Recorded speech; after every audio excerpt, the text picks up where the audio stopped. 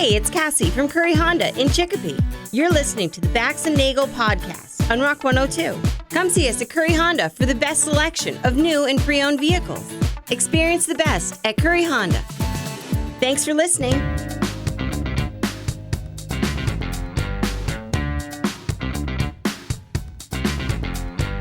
Rock 102, Springfield's Classic Rock. It's 5:34. And Alice in Chains of Bax And Nagle on Rock 102. It is going to be a cloudy one today. Muggy to start, then clearing by the afternoon with a high of 83. Tomorrow, sunny and nice, high of 80. It's 71 in downtown Springfield. In a wild and totally unexpected twist of fate, there's a chance that Marty Caproni could be joining us today to talk about a $20 dinner and a comedy show. I have no idea what you're talking about, but we'll get to the bottom of it when he gets here. I'm sure he'll have plenty to say about it. It's just a matter of time. Also, we have more tickets to see Dwayne Betts at the Hope Center for the Arts in Springfield. That's coming up later on this morning, too. And there's loads of other stuff as well. Bet. Yes. That's what the kids say these days. They do. I wonder how he feels about that with his last name being Betts. I don't know how hip he is to today's youth. Well, even though he's not that far from being one. Maybe one day we'll interview him and we'll find out. Yes, we will. Bax and Nagle on Rock 102. Hollywood Trash is brought to you by Western Mass Masons. Call them for all your foundation and chimney needs. Somehow you still care about what's happening in Hollywood. So from Tinseltown, 3,000 miles away, it's Steve Nagle's Hollywood Trash.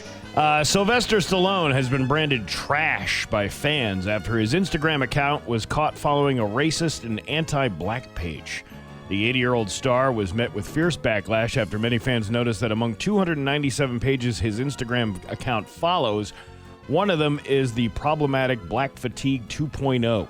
This account is dedicated to spreading hate towards black communities and sharing videos promoting harmful stereotypes. As of Tuesday, the actor's official's page was still following the account. I don't know. I was just like, I didn't touch it. I don't even know how to use this thing. You know, it's possible that he may have, this is going to sound crazy, he may have accidentally hit like without meaning to, or there was something on it that someone wrote and he wanted to see it. Doesn't necessarily mean he is in support of racist material. Just saying. It's possible. I mean, I'm looking on the internet all the time. Stuff that no one needs to ever see. A screenshot of his...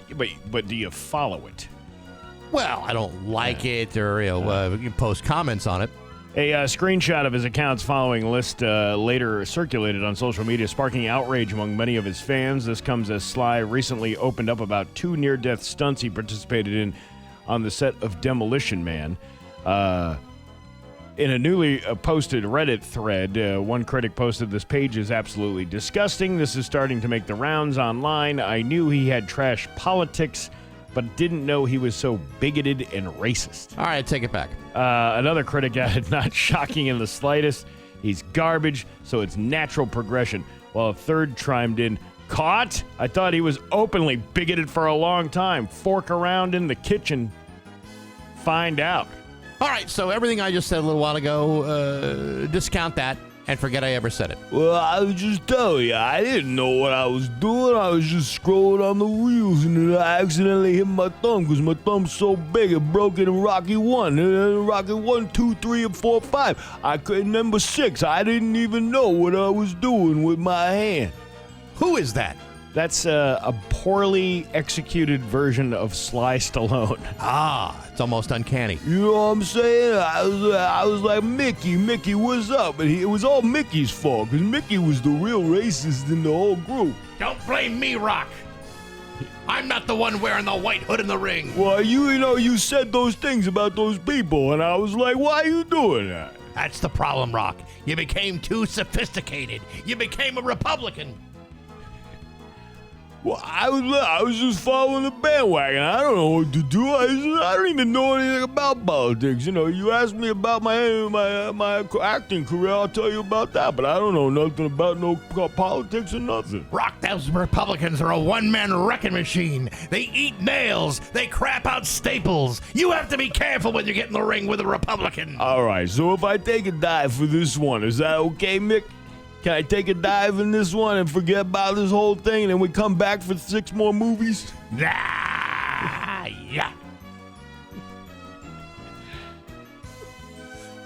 You know, you should have seen what I did. You should have seen what I did to Nancy Pelosi's desk on January 6th.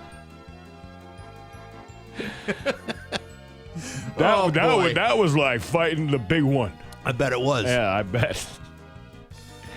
Anywho, let's see. That was like Over the Top and Cobra at the same time. Oh, man, over the top. You know, you ever fight for custody over your child over an arm wrestling match? I have. That was one of my finest movies, by the way. Robert Loggia was it. You know Robert Loggia. Robert Loggia. That's R as in Robert. O as in, oh my God, I can't believe that's Robert Loggia. Yeah. Snoop Dogg, is it biopic or biopic? Have we decided what this is? I think it could go either way. Well, he's got a 2027 release date for that. Universal has officially set August 6th of 2027 as the release date for the R-rated Snoop Dogg biopic or biopic. The movie about him. Yes. Jonathan Davis from Outer Banks will star as Snoop Dogg. The film will be directed by Craig Brewer and feature music spanning Snoop's legendary career. It's the first movie produced under Universal's partnership with Death Row Pictures. So there you go. All right. Faux shizzle. Yeah. Yeah. Wiggle, wiggle, wiggle. Just a whittle piddle. What a wordsmith. I like that song, by the way. I know. Wiggle, Actually, wiggle. he's very good. Hot damn it. Your booty like 2 planets. Go ahead and give me a ham sandwich. You know what to do with that big fat butt. Wiggle, wiggle, wiggle. It's like Walt Whitman and Robert Frost combined to write poems together. Oh yeah, listen. Some of the finest poets wrote. Did you know Mark Twain wrote "Low"? I believe From the windows to the walls. Yeah, I believe it. A legal battle has erupted over the estate of late actor Malcolm Jamal Warner. His widow, Dr. Tanisha Warner, has filed a $1.2 million lawsuit against his mother, Pamela, over a prenuptial agreement and family trust. The lawsuit claims Malcolm failed to fulfill financial promises, including a $1 million life insurance policy, monthly payments, retirement funding, and other benefits. Tanisha is also asking the judge to block Malcolm's mother from distributing trust assets until the dispute is resolved. Soon as mother. Oh my gosh. What an ugly scene.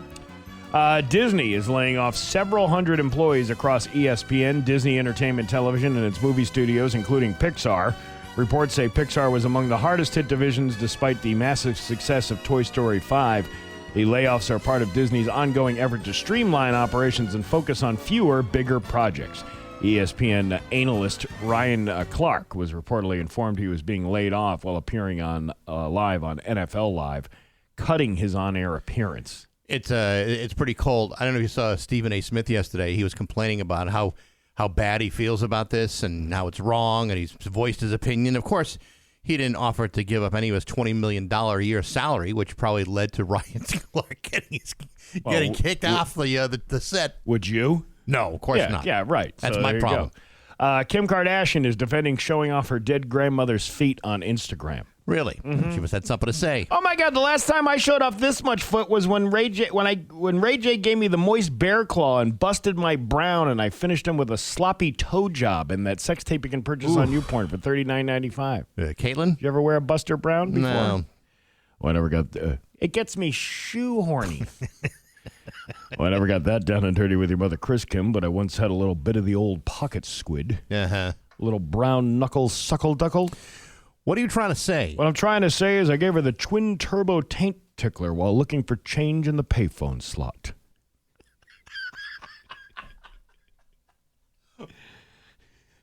Oh, I found a quarter. We're all connected. New York telephone.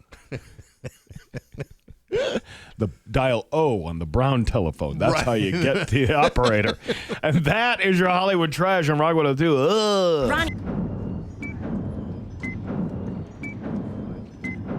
The following takes place between 6 a.m. and 7 a.m. And now, Bax's View from the Couch. Brought to you by Rocky's Ace Hardware, your grilling destination. Weber, Big Green Egg, Uni Pizza Ovens, and Traeger Woodfire Grills. Hey, good morning, sports fans. How the heck are you? Folks, I don't think I need to tell you, but professional sports can sometimes be dangerous. 1 minute you're a healthy athletic specimen, the next minute you're got a searing case of turf toe, a torn rotator cuff, or a blown out ACL. The truth is, the human body is a frail and tender bag of flesh meant to protect your bones and a bunch of squishy stuff from falling out all over the place. When the body breaks down, it needs time to recover, even if we're talking about some of the most disgusting, nauseating medical mishaps and physical calamities imaginable.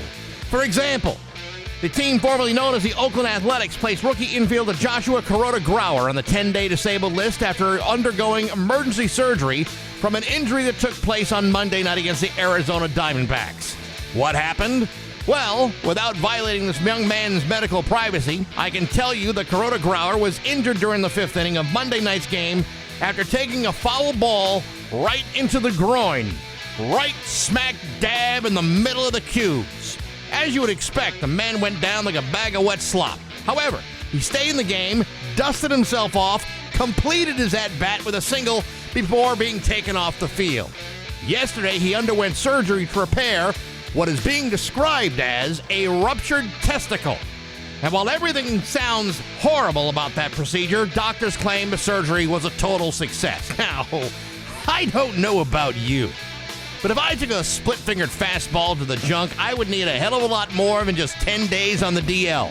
I can also tell you with 100% certainty that if I got hit in the nuts with a baseball, I wouldn't stand up and take a few more swings. Now, you might say, Baxy, wasn't this guy wearing a cup? To which I would say, if you've ever been hit in the cup, then you know there are all kinds of ways in which a cup can be knocked out of alignment, making it virtually useless and potentially more dangerous. And I think you guys know what I'm talking about. And so, I think I speak for everyone here when I say, good luck to you in your recovery, son. And I cannot stress this enough. Better you than me. But hey, enough of my yapping. Sports brought to you by Rocky's Ace Hardware. A Yeti Roadie 15 hard cooler holds 22 cans of whatever. Also holds 2 lobster rolls, coleslaw, pickles, a bottle of booze. Plus, the Yeti Roadie 15 is only $200 at Rocky's. Available in multiple colors like red, white, or blue. Get a Yeti today at your neighborhood Rocky's Ace Hardware. I'm Bax. That's my view from the couch. To Springfield's Classic Rock at 6:14 and Jimi Hendrix at Bax and Nagle on Rock 102. It is going to be muggy to start, then clearing this afternoon, a little bit cooler with a high of 84. Tomorrow, sunny and nice day, high of 79. It is 71 right now in downtown Springfield. Marty Caproni will be joining us a little bit later on this morning. I believe there's some sort of comedy show he will be pushing. Surprise to all of us, but that's what's coming up probably after 7 o'clock today. Burgers and dogs this week. Really? Yeah. Wow, like a backyard barbecue kind of thing. Cooked up on a grill. Can you imagine that? I mean, not defrosted in a microwave like you'd find at any number of fast food establishments? No, actually. Matter of fact, Nabil sets up the grill right inside the room. It's the Brad Delp comedy show this Thursday at the Shortstop. Don't you worry. There's plenty of ventilation. Well, that's what all that duct work is for. Yes, right. Yeah. Exactly. You put money into that. Cleaning that out. I don't know. It's Wednesday.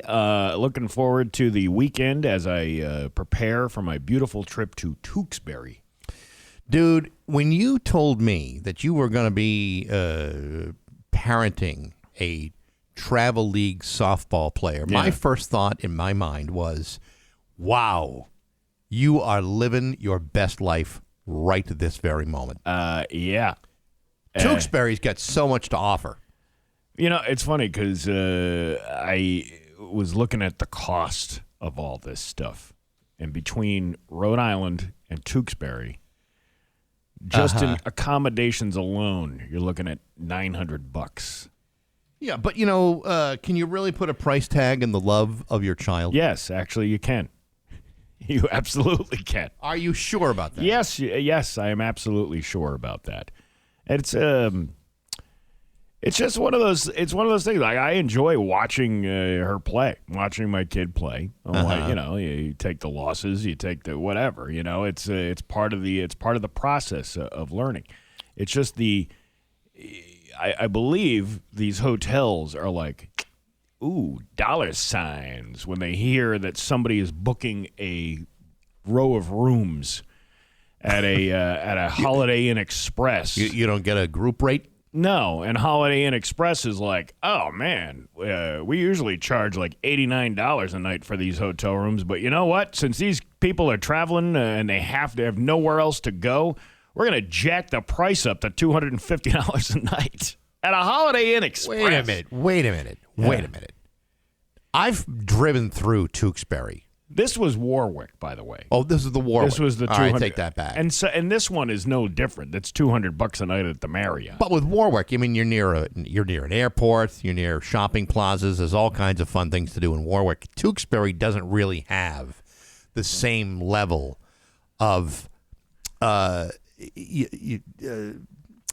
tourism that you might expect from a beautiful place like Warwick, Rhode Island. Perhaps it's because the World Cup is now over, and it is in Tewksbury that the cost of that hotel room is $50 less per night than the Holiday Inn Express. And here's the other thing. Here's what they do. The pool was mysteriously closed during the Holiday Inn Express visit, as well as the workout room that they have available. And I believe that this is a conspiracy, that when they know they got a bunch of teenagers coming to stay in a hotel, that they close that pool going, we don't want that liability. We're closing this place. Even a girls' softball team? Yeah. Well, think about it. If you got, there's got to be, because it's not just our team. There are multiple teams staying in these hotels. I know, but all of these children are accompanied by an adult. Yes. Like there's chaperones or parents or legal guardians who are watching these kids. It's not like it's spring break in Fort Lauderdale with a bunch of college kids getting drunk on beer bongs and no-dos. No, but as a hotel owner, wouldn't you be like, the possibility of somebody getting into some sort of water accident here with all of these kids, even if there's a bunch of adults around, the dangers of swimming pools. I think the danger increases when you have too many people, because there's less people. People think that there's other people watching, and that's not always the case, because you're relying on somebody else to watch your kid. Yeah, but imagine the disappointment on a young girl's face after playing 4 games of softball in a single day, not being able to go into the pool, and the only way to cool down is for them to hop into a freezing cold shower. Oh, Dad, what do you mean we can't swim in the pool with everybody else who's urinated in it? I mean, the Holiday Inn Express, I would believe, have a high urine capacity in their swimming pool. It doesn't stop some hotels from having like a water park attached to it. Like they don't. At that point, you've invested so much. That is the worst. You don't even care. That is the worst. The hotels with the water park in it. Theoretically, they seem like a wonderful idea, but a lot of these water parks are also open to the public and not just exclusively to the people who are staying at the hotel as tourists. Yeah, that's when that's when you're cross-contaminating a large body of water. Because you just reminded me of that. And I think I've spoke about this before, but after my wife passed away years ago, and the week after, a friend of mine was like, you really should just get away for a couple of days with the kids. Mm-hmm. And then he recommended this place, which I will forever hate him for recommending me this place. It was called the Cape Cotter Resort in Hyannis. Right. And that was also the week of April spring break. So not only did you have the people in this hotel at $350 a night, mind you. Wow. $350 a night to stay. Couldn't your wife have died off season? You know what? I really find that to be inconsiderate. That The nerve of that woman. I know. Could you have not done this in maybe March or, May? You had to do it when you did it, huh? And we stay at this place, and I realized very quickly that it's not just the hotel guests. They're charging $30 per person to come out and also enjoy this water park. And here I am with a 5 and 6 year old children, and I can't seem to have a handle on watching both of them with so many people involved. Sure. It was a very short time that we were in the pool. And then because there were so many kids there, there's clearly people peeing in the pool. Right. So they loaded it up with chlorine. Like, you know what? Like, at the end of the day, some guy decided, you know what? We're just going to dump a gallon of chlorine in this small little swimming pool. Yeah, the pool water to urine ratio right now is at 50-50, so we're going to have to really shock the whole system. Yeah, to which my daughter, my youngest, got up and got out of the pool and went over and threw up in the trash can because of all the chlorine that was in there. And to another mother who came out of the bathroom going, my son just got sick as well. Of course. Because there's so much chlorine. So that was the end of the water park. Right. I then complained to the front desk, which they could care less about that. They probably got kids puking every single day. Yeah, but they could care less about, and I wound up writing them a Yelp review, to which I ended it with, this is the second biggest tragedy to come out of Hyannis next to the Kennedy family. That got a lot of likes on Yelp, by the way. I bet it did. Yeah. I bet. And so, I don't know how safe the swimming pool is at a hotel with a bunch of other people, doing whatever they're doing in the pool. Maybe them closing the pool down is actually doing you a favor. That's exactly how I felt about Yeah. it. But I also felt for $250 a night at a Holiday Inn Express. Yeah. That's is that absolutely expressed a bunch of money out of your wallet. Ridiculous. 623 on Rock 102. You said Amazing Stories, and it just reminded me of that TV show that was on in the 80s, Amazing Stories. Do you remember that? I do. It was like a Steven Spielberg thing, and it was almost kind of like an Alfred Hitchcock, mix between an Alfred Hitchcock and a Twilight Zone thing. That was a great show. Does anybody else remember that? I do. I'm trying to remember who the host was. I don't think it was a host. I think it just opened up and it was like this weird story. There was one story where the guy, and I think I've mentioned this before. This guy was like in his room and he had some kind of like magical gel that he was rubbing on women on magazines. And when he did that, the women would come to life.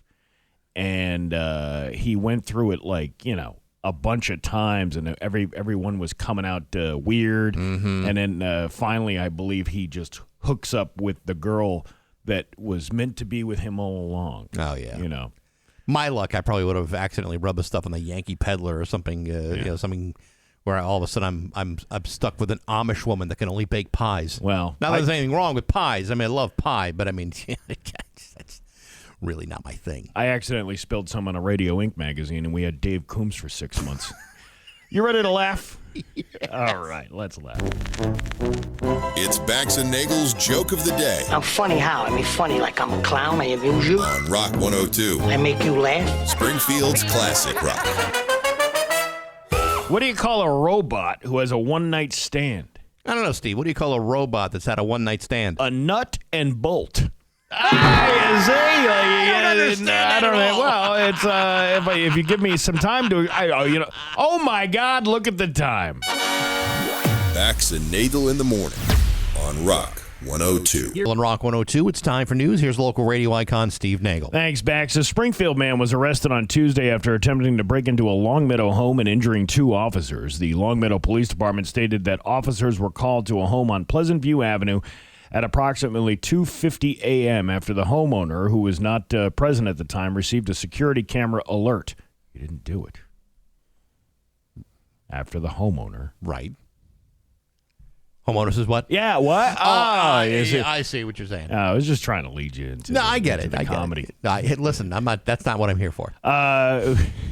What are you here for then? Cake day, which I missed. Well, you missed it. That was good cake, I bet I was, but I missed it. I had to throw the rest of it away. It was all nasty Oh, yesterday. yeah. It was Sometimes gross. those boozy cakes don't last. Yeah.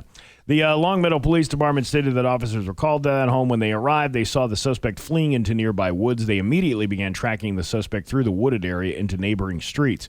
Police said Canine Reuben. Reuben. Eventually located 22-year-old Nathan Gonzalez of Springfield, who was hiding in a trash barrel on Inglewood Road. It wasn't even Recycle Week. Well, that's why he got into the trash can. He knew that there was no machine coming to pick that thing up and dump him into the back of the recycling bin. Is Tuesday their normal trash day? I don't know what day their trash day is in in Hampton. Longmeadow. Yeah, mine's on a Thursday. Yeah, I don't know what day they do trash in Longmeadow.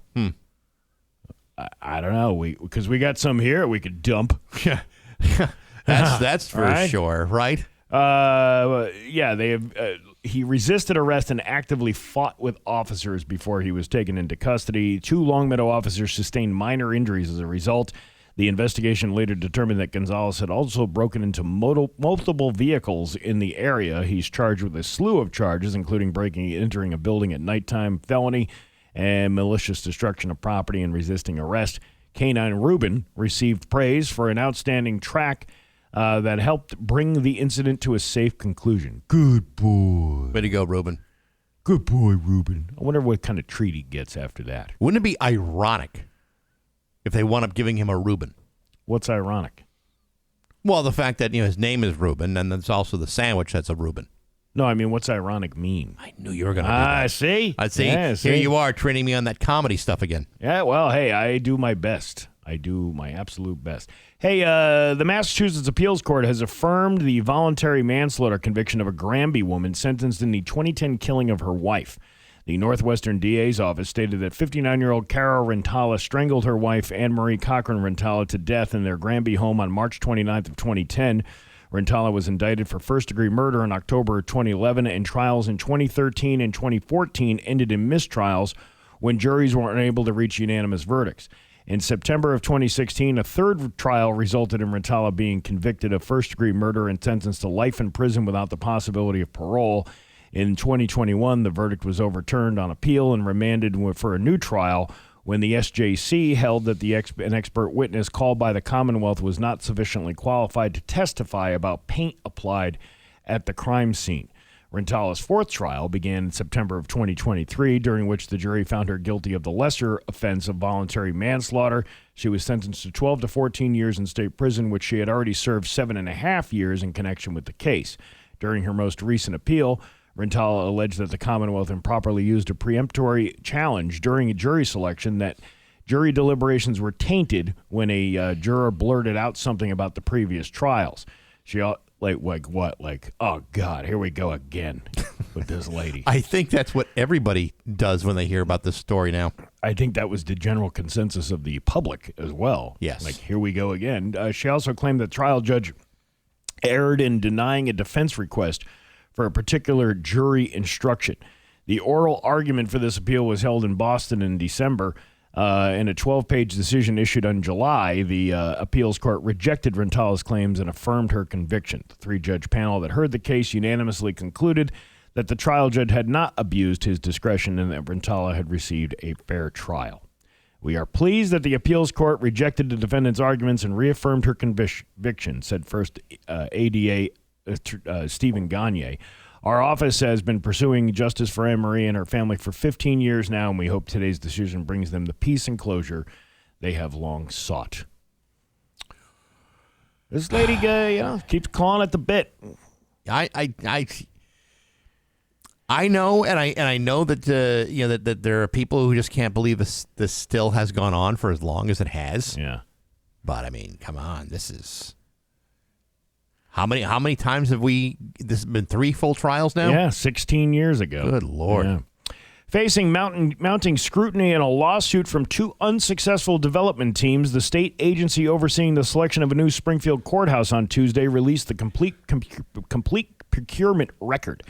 The agency and Governor Maura Healey are arguing the winning proposal offered the best value to taxpayers, despite allegations of a possible conflict of interest given in the involvement of Massachusetts Convention Center Authority Interim Executive Director John Barros and Conan Harris, husband of U.S. Representative Ayanna Pressley. The Division of Capital Asset Management and Maintenance, also known as DCAM, published the full procurement file for the Springfield Regional Justice Center project after questions emerged over the selection of Liberty Junction's winning proposal to redevelop 125 Liberty Street into the future courthouse. There's something going on with this story that stinks to high hell. And I know the mayor is pissed off about it, and I think he should be. The idea that somebody was able to outbid Jeb Belize, the Picknellis, the Patel family, and take this plot of land, and then ignore all the things that could have actually resulted in economic development for other parts, like the riverfront, for example. I mean, I know there are problems with that space as it is, but that's where the mayor wanted to put it. And there's a lot of questions about that whole, that whole connection. Mm-hmm. Between, who gets this bid, who do they know, who they're related to. I don't know. This whole thing stinks, and I don't like it. Well, I mean, that's how it goes, though, with these political things. Well, and then until somebody, as they're doing now, calls them out on their BS. Well, here's the larger problem. Had this been in Boston, one, the courthouse would have been replaced years ago. And then secondly, had this been in Boston, they would have done what would have served the city of Boston the best. How would they have built something that would have true economic development? In Boston, you're damn right they would have figured out a way to maximize the entire project. Here, it ignores the idea of any kind of any real development. But are you really surprised, though? I mean, think about all the projects that have been done in this state. No, I'm not surprised, but I'm also not going to sit here and say that we should just accept it. I'm not saying that either. It's time and and time again that Springfield and Western Mass gets the greasy end of the stick. But my further point being that nobody seems to face any consequences for these backhanded deals. Look at the big dig, for God's sakes. How many billions of dollars was funneled through people that shouldn't even have been approved to do those things, and yet nobody does anything about it. But if Western Mass needed a major overhaul of its transportation system, it would take 25 years before someone would say, we're finally ready to do something about it, and we're going to do it on the cheap because, after all, it's Springfield or Pittsfield or Northampton or some other town in Western Mass that means nothing to anybody in Boston. Are we agreeing or disagreeing on this? Because I think we're agreeing, but we're arguing it from different sides. I think this is... It's indicative of the way Western Mass is treated by Boston. Because this should have gone to the Belize family, should have gone to the Picknellis, or should have gone to the Patels. They should have been able to, because those bids were solid bids and probably, thinking in terms of what's best for the area. Yes, but does Mr. Picknelli or Mr. Belize or Mr. Patel know Ayanna Pressley? That's the big question here. Well, they know a lot of people too, but the problem with those guys is they're not located in Boston. Why can't we just do pop-up courthouse? We'll just have a big circus tent and it can move around the area. I think they tried to do that when they had it at the Eastfield Mall, which they wound up tearing down. But that was another thing. Here we go. Oh yeah, we're gonna hold court in the Eastfield Mall movie theaters, which has just as much or even more mold than the mold that you're breathing in the Roderick Ireland courthouse. I'm not surprised that someone in Boston didn't say, "We got the perfect place for you." In the old abandoned Sears Auto Center on the grounds of the Eastfield Mall. Ah, perfect. We're not going to build anything. We're just going to use the building as it stands. You'll have court proceedings where they used to sell the tires. Where they used to sell the tires and the guy would rub grease on your air filter and tell you need a new one.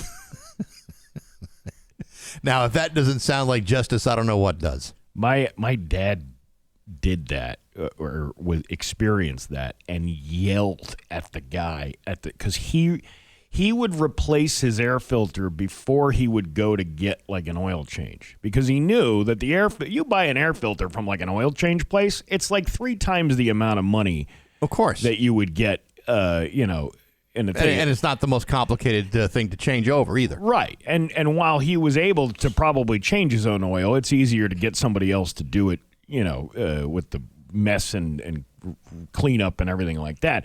So he would go buy the air filter, and he did that once, and he went over to that Sears in the Eastfield Mall, and it was a brand new oil filter, and the guy comes out with this dirty, dirty filter. And my dad lost his shiznit on the guy, and he's like, "Your dad, no way, that G-damn, I just replaced that thing, here's the receipt," and it was like, he wound up getting a free oil change that day. He deserved it. Yeah. What a bunch of I know. Hey, you gotta watch shyster these bastards. You gotta watch these shysters here. I got my oil change last week at Valvoline, the one in Chicopee. See, they know the game. They show you the dipstick and everything, and they don't push. There was no push because I had already bought the air filter. Because I do the same thing now. You buy it online; it's a lot cheaper than buying it from the Valvoline place.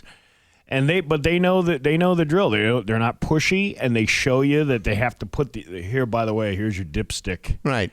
We actually put the oil in, because there's been how many countless times have you had those lube places do that? And here you are talking about a legitimate business does it the right way, but it sounds like where your father went, they thought your dad was the dipstick. Well, I don't know who owned the Sears franchise over there. Sears. Was it a corporate thing, or was it one of those things that you could own?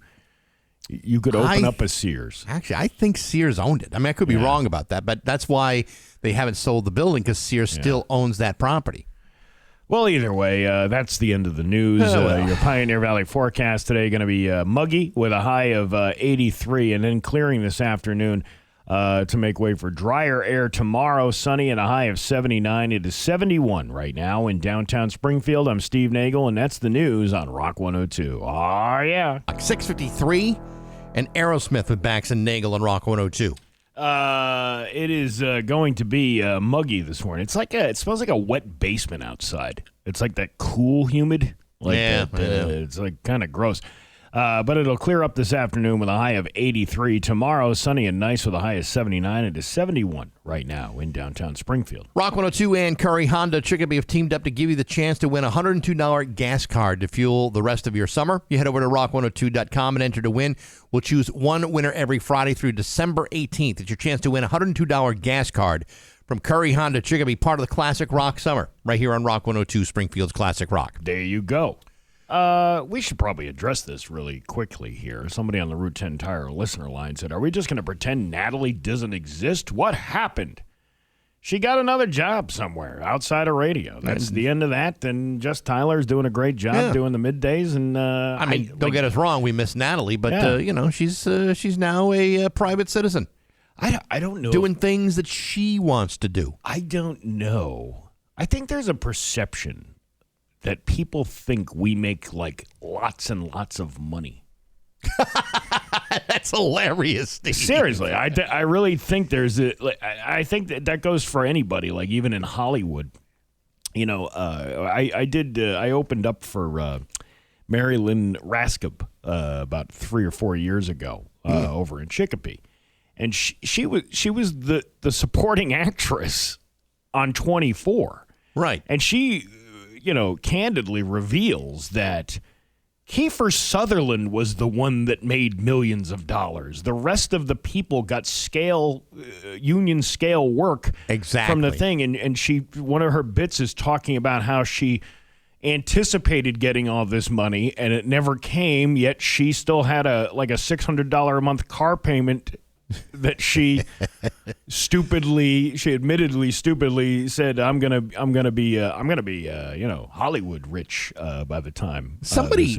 I'm trying to remember in what context this came up. I don't know if it was on the listener line or Facebook comment, but someone made some comment that they thought I was making $1 million a year.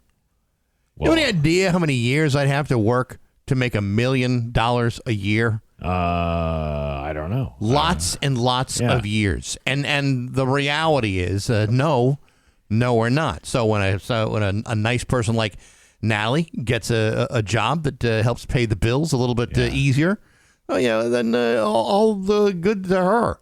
Natalie's great people. I like Natalie, and she deserves to get paid what she is getting paid. Well, listen, these sometimes this career isn't sustainable. You have to go do something else. Yeah. And by the way, there's not a conspiracy against her where we just made her disappear into thin air. It just happened to be that she wound up getting another job right after she got the midday gig here. That's it. It just the timing just worked out in her favor. And the other thing is, it's not like there was a bump in pay. Going from nights to middays. No, absolutely. In fact, the one thing she did receive was more work. Yes, exactly. For similar pay. So anyway, there you go. Problem solved. Let's clear that. I'm glad we cleared that up. There's no conspiracy. There's no cabal here going on at Rock 102. And what do you think this is? ESPN? Well, could be. It's not, thank goodness. It's 6:57 with Bax and Nagle on Rock 102. The following takes place between 7 a.m. and 8 a.m. Bax's View from the Couch. Brought to you by Rocky's Ace Hardware, your grilling destination. Weber, Big Green Egg, Uni Pizza Ovens, and Traeger Woodfire Grills. Hey, good morning, sports fans. How the heck are you?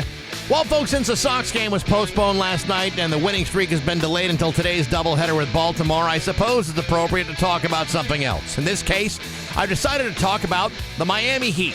Why? Because there's nothing more satisfying than singling out an entire franchise for the very boneheaded public mistakes. And today that franchise happens to be the Miami Heat. Now, as you know, there's been a lot of speculation as to where the future Basketball Hall of Famer LeBron James will be playing next season. Several weeks ago, LeBron made it clear that he had just about enough of the LA Lakers and it was time to move on. So far, a handful of teams appear to be at the top of the list, including Cleveland, Philadelphia, Golden State, and Miami. Yesterday, the Heat generated a post on its YouTube channel promoting what was being described as the live stream of, quote, the LeBron James introductory press conference scheduled for Monday the 27th. Now, based upon that link, one might assume that LeBron had already made his decision. The problem was, he had not. According to the Heat, the link was posted accidentally in anticipation of the possibility that he could sign with the team without actually signing with the team or anybody else. Apparently, the link was put together preemptively just in case LeBron had, in fact, made a decision. Unfortunately, rather than save the link for a later time, the Miami Heat marketing department accidentally hit send. Now, we've all sent texts that we shouldn't have sent, and we've all butt-dialed people we didn't want to talk to, and we've all deleted comments, posts, and inappropriate means to our social media pages.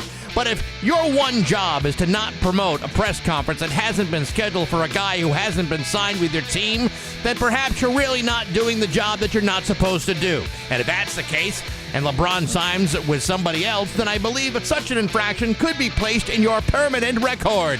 In other words, before you hit send, you might want to be sure that hitting send is actually meant to be sent and not saved for another day, which I think in this case, it wasn't, I think.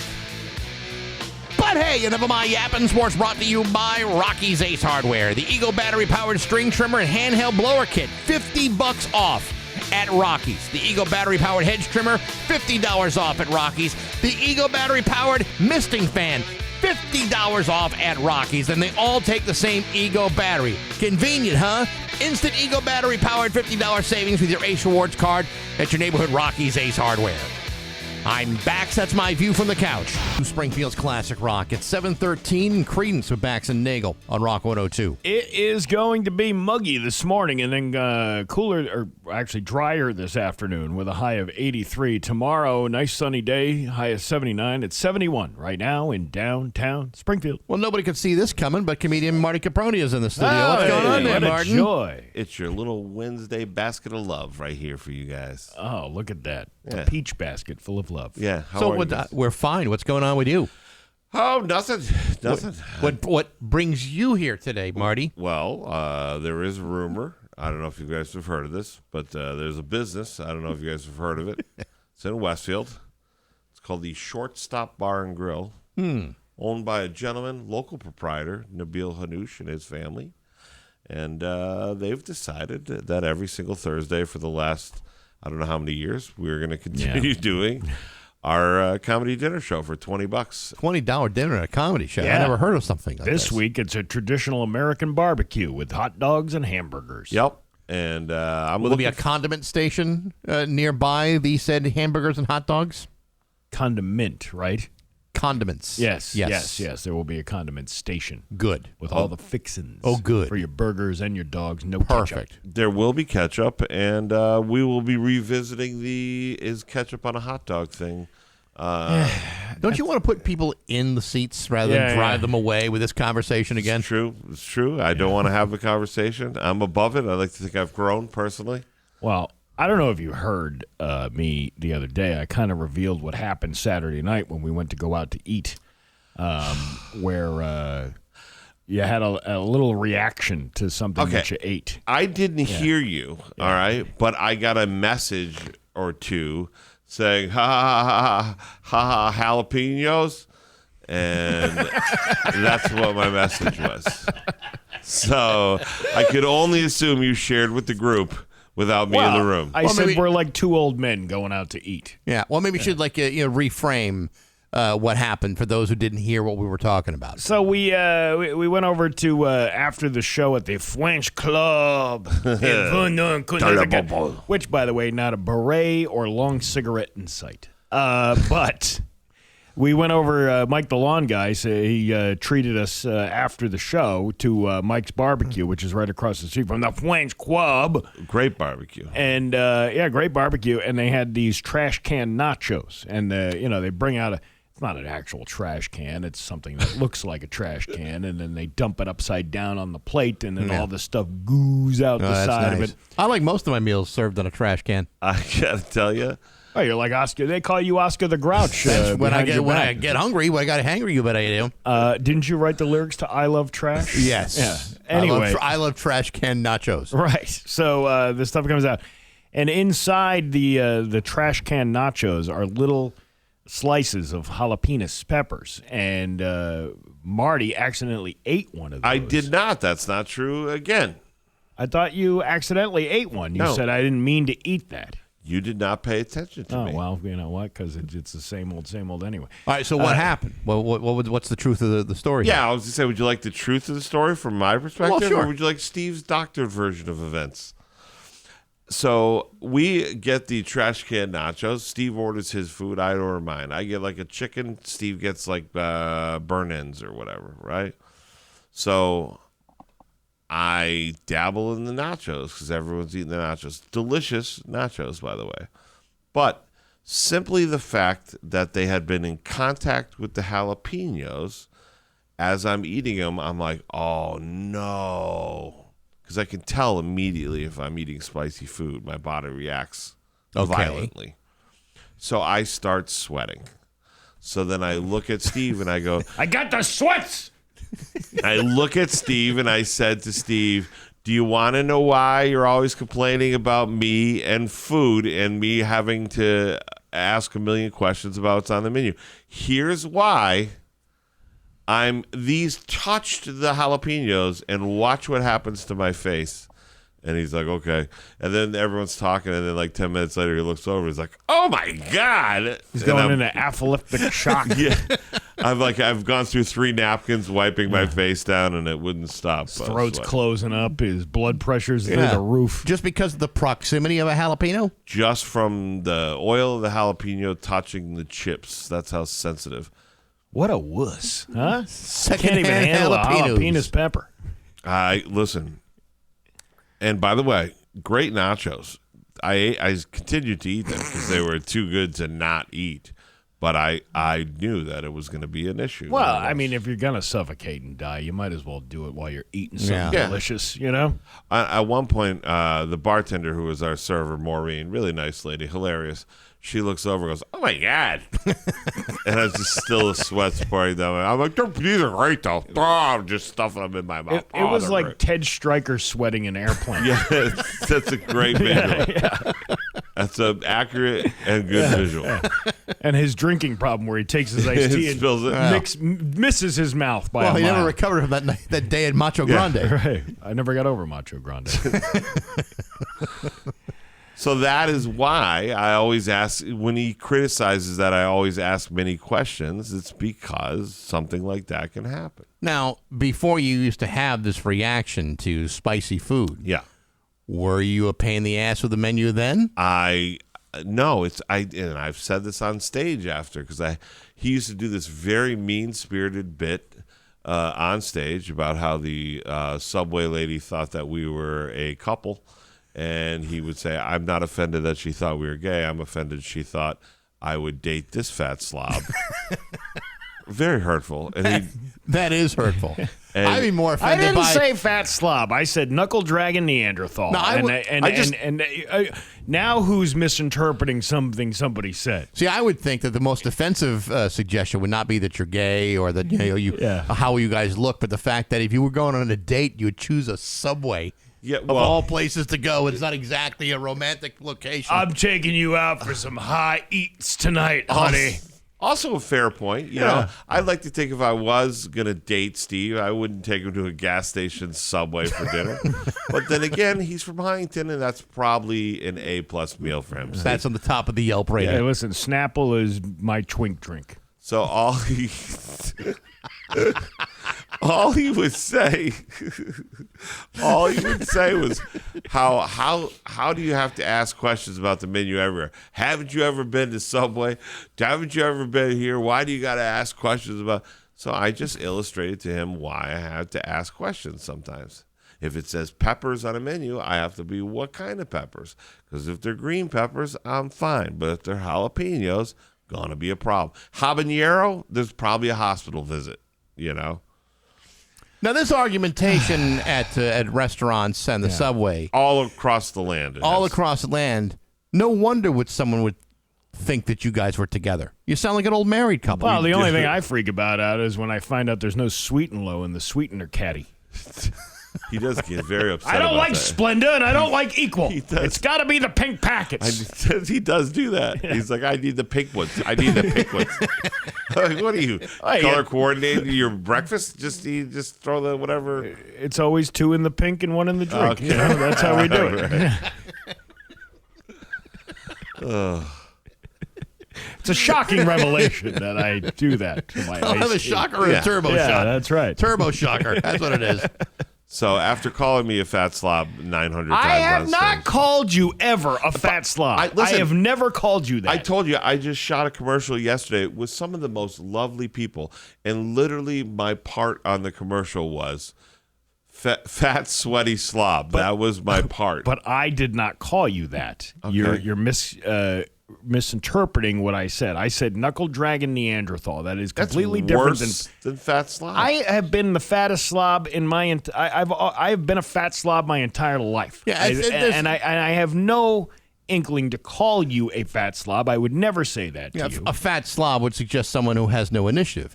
A knuckle dragging Neanderthal would be someone who makes their own tools out of sticks and bones. Yes, Oh, it's a fair point. Yeah, see, there you go. he created fire. And the wheel when he got lucky. I should have said that to Yulia, the beautiful Russian model that was cast as my love interest in the commercial. Yulia. I am less of a fat slob, Yulia, and more of a very utilitarian knuckle-dragging Neanderthal who can make my own tools out of bones. But I do have a very tender palate. So if you're going to get the trash can nachos, you might want to avoid the jalapenos. All right. It's 7:23 on Rock 102. One of the things that Marty wouldn't be able to eat. Well, they have some wings that are not just hot wings. They have like barbecue or they have plain wings too. Plain ones for the 12-year-olds that dip them in ketchup. First of all, I could eat spicy food. It's fine. It just depends on what food I'm eating. What's the pepper that you can eat? I mean, I ate the jalapenos. It's just my body reacts sweaty. By the way, sometimes with the salad, my body rejects it like a bad organ, and I start sweating too. So it could be. There's various foods. You know, I found your pill box on the floor in the hallway. You didn't take Eve yesterday. not very nice at all. Very Morning, noon, and eve. You didn't take Eve. Maybe that's why you're a little off this morning. That's very hurtful. Do you two have to be separated? I know you spend an awful lot of time together now, but I'm thinking, are you getting on each other's nerves? Have you noticed when you hang out with him, he gets meaner? Oh, Did you yeah. notice? It's like a gremlin when he gets wet. He's real nice when he barely knows you, but as soon as he starts scratching to the surface. That means I'm comfortable with you. Yeah. That's what that means. We had shows Thursday and Friday and Saturday together, didn't we? We did the Friday night at the Agawam Cinemas, which was awesome with That was Mike super Hanley, fun. and then the French Club, which was beyond expectations. We sold that out at 81 people, which I believe is the capacity of the club. Wow. And it was a good time. There's one little French guy on the roof because we're over by one. They got the dilapidated eagle outside of that, yeah. that building too. It lights up. It's a lit up, dilapidated eagle. Like the thing has a broken wing or something. Its old nickname is the Dirty Bird. Oh, of course it is. So it was the Dirty Bird French Social Club. But it was super fun. But Friday was awesome, too. We did the Agawam Cinemas. We had Mike Hanley and Christy Kay. And that was great. But see, we saw each other 3 days in a row. Yeah. And he got progressively meaner. So on Sunday, I just decided. Well, and you saw each other on Wednesday, too, so. That's true. 4 days in a row. 4 days in a row.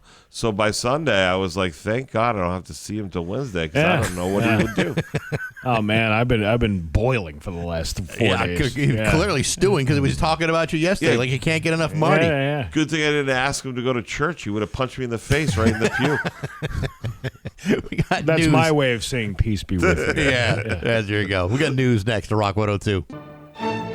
7:33 with Bax and Nagle on Rock 102. It's time for news brought to you by Jarvis Surgical. Come visit their open house this Saturday, July 25th from 8 to noon at Airport Road in Westfield. There's local radio icon Steve Nagle. Thanks, Bax. An upcoming ballot question could repeal a 2016 ballot question that legalized recreational marijuana sales in Massachusetts. A legal challenge over petition signatures failed, prompting the, quote, act to restore sensible marijuana policy. The question to come in November. A repeal could potentially have a major impact on local shops. It'll decide whether or not they can keep operating, what happens to licensing, and how quickly the rules could change. It could also hit communities hard that rely on marijuana tax revenue that helps support local budgets. Tanner Velasquez, a manager at Zaza Green Cannabis and dispensary in Springfield, said employees are worried about what a repeal could mean for their livelihoods.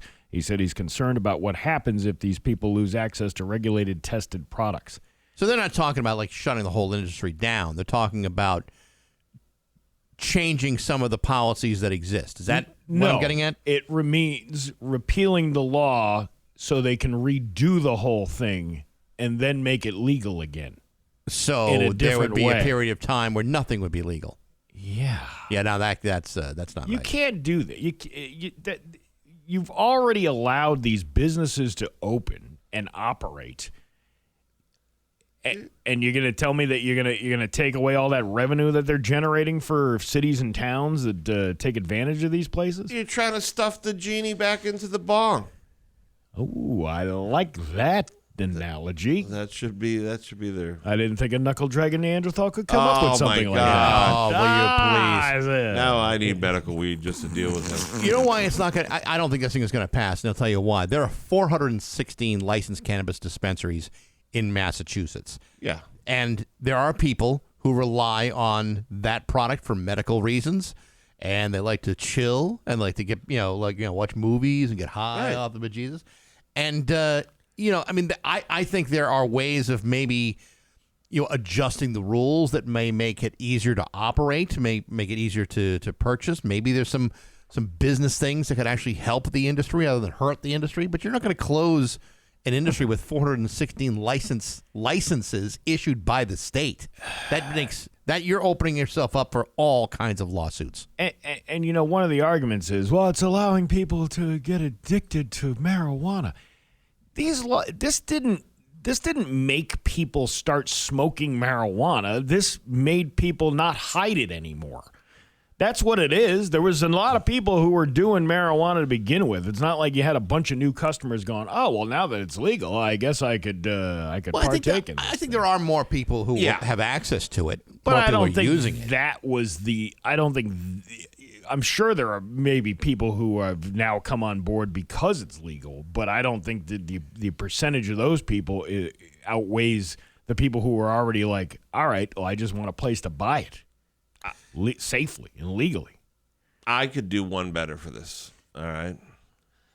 First of all, I agree with you, Bax. I think that more people definitely use marijuana now than ever did before. Right. Right?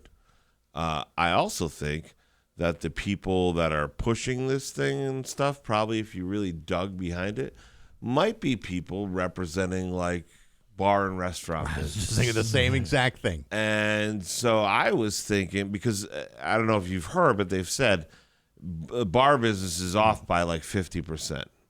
So I think probably the best way to make this all go away, and I don't see why they shouldn't, is they should have, I don't know if you know, they have seltzers that have THC in them. Yes. They're lovely. You can have one of those and it's like a glass of wine. Why not allow the establishments to sell those?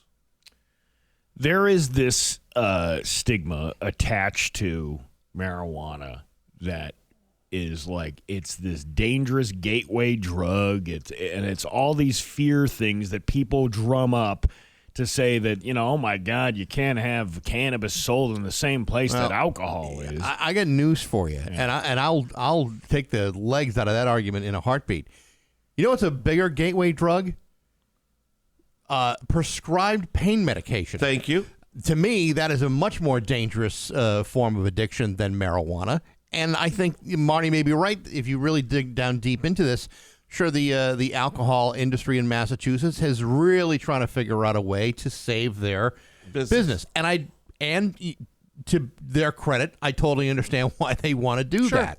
But I do think there's ways of everybody coexisting. Far more dangerous proposition than anything else we're talking about here. SSRIs and all that stuff that people are on. If I gave you a choice with three neighbors, you got one guy who's drunk. I'm not saying this could be one of my neighbors, but you got one guy who gets drunk, falls off the wagon, and he's out in his lawn singing the lyrics to Cardi B songs till 10:59 on a Saturday night.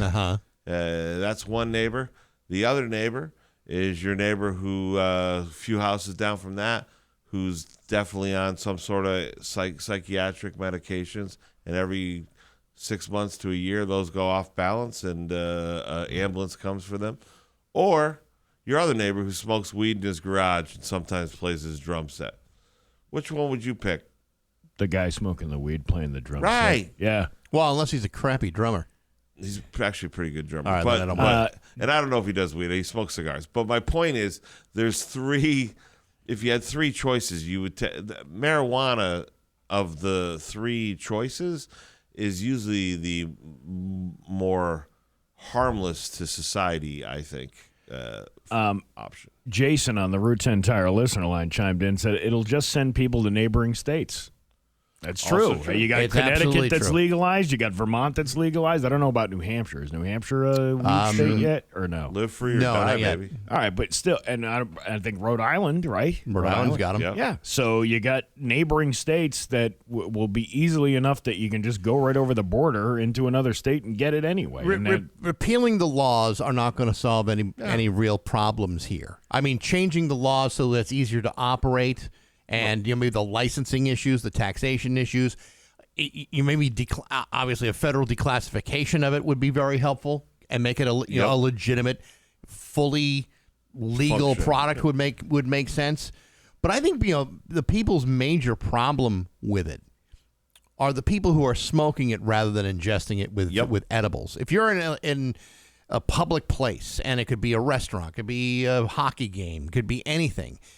Or you're just walking down the street and all you're smelling are plumes of weed and marijuana smoke. I think there's some people that will say, I can't believe I got to sit through all of this. Pungent. Anyway, the point is... Because it smells like All right. No, it smells like skunk. But I think the people who are taking edibles and other forms of it aren't the ones who are causing the problems or the outrage. I agree with you. And here's the thing. I fully support, like I said, and if you want to smoke, I think you should be able to. But I also think the fact that it is whatever the word Steve was trying to say. Pungent. If you... Because I think we've all had the experience, right? You get out of the car at the BJ's in the parking lot or whatever, and that's all you get is bombarded by weed smell. No one really wants, you know what I mean? No one's like, ooh, that's a lovely treat, right? Yeah. But other than that, I don't think anyone really has a problem with it. I've never seen anybody be like, gosh darn, that guy had too many edibles. You're usually just a guy in the corner. I don't know. I've been told that about me before. Yeah. That guy had too many edibles. Well, but there are reasons for that because of your behavior with the edibles. The only dangerous behavior that has ever become from me having too many edibles is all the things that are food related that I order from Amazon that show up 2 to 3 days later. Huh. You know, that's how that works. It's Or to have that issue where, like, oh my God, my heart is beating out of my chest. Yeah. I'm going crazy. I had too many edibles. I shouldn't have had all 6 chocolate bars. And you know what? You're still fine at the end of the day. You know, nobody got hurt. Yeah, just a very long 8 hours you got to put up with. Sometimes it's nice for High Steve to get regular Steve some gifts that he's not expecting until they show up 3 days later. We don't have time to get into this story, but we will do it right after this break. There is a loud noise in Wilbraham. Oh, no. A loud noise. And we will get to that after the break. Your Pioneer Valley forecast today is going to be a mix of sun and clouds, humid to start, then clearing this afternoon with a high of 84. Tomorrow, sunny, nice day, high of 79. It's 73 right now in downtown Springfield. I'm Steve Nagle, and that's the news on Rock 102. Oh, yeah. To Springfield's Classic Rock. 7:50 in Queen with David Bowie with Bax and Nagle on Rock 102. It's going to be muggy to start, then clear this afternoon with a high of 84. It's 73 in downtown Springfield. I didn't tell Matthew we're doing this, but it is we have some tickets to give away for a great show at the Hope Center of the Arts in Springfield. Well, you should yell at the top of your lungs, Matthew. I'm sure he's listening, but because he's in the other room. And anyway, but yeah, if you haven't been to the Hope Center for the Arts in Springfield, we've talked about it all week. It is a phenomenal facility. It's the old city stage. Oh, this is the Bob Bolduc thing you were talking about. Yeah, it's incredible. And Dwayne Betts and Palmetto Hotel, the Island of Hope tour, are coming to the Hope Center of the Arts in Springfield on Friday, July 31st. That is a week from this Friday. It's going to be a great show, and the facility, the performance facility, is amazing. Got a pair of tickets, 10th caller right now, 293-1021. Good luck to you. All right, you know how I'm good at doing impressions, right? Yeah. You ready? Okay. See if you can guess what this is.